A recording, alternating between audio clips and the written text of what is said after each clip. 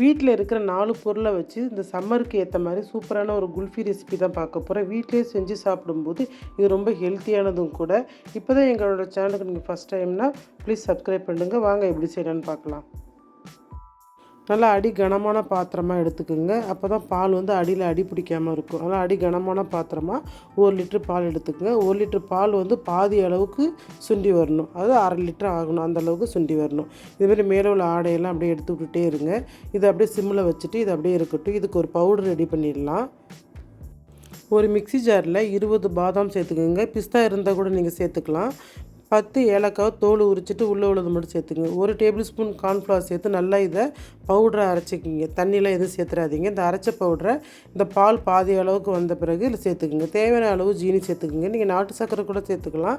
நாட்டு சக்கரை சேர்க்குறப்ப நல்லா ஆஃப் பண்ணிவிட்டு சேர்த்துக்குங்க. இப்போயே சேர்த்திங்கன்னா பால் வந்து திரிஞ்சு போயிடும். நல்லா இந்த அளவுக்கு நீங்கள் சேர்த்த பிறகு ஒரு 10 நிமிஷம் அடுப்பில் வச்சு கிளறினீங்கன்னா நல்லா திக்காகிடும். இது நல்லா ஆற வச்சுருங்க. நல்லா திக்கான பிறகு ஆற வச்சுட்டு நம்ம உங்கள்கிட்ட மோல்டு இருந்தாலும் ஐஸ்கிரீம் மோல்டு இருந்தாலும் போட்டுக்கலாம். இல்லைன்னா இதுமாரி டீ குடிக்கிற டம்ளர் கூட நீங்கள் எடுத்துக்கலாம். டம்ளர் நல்லா இதை ஃபில் பண்ணிவிட்டு உங்களுக்கு தேவையான அளவு டம்ளர் எடுத்துக்கோங்க.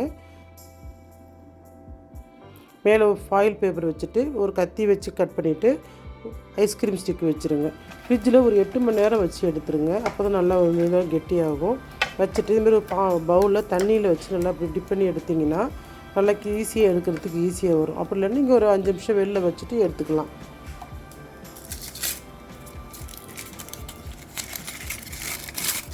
பாருங்கள், ஈஸியாக வந்துருச்சு.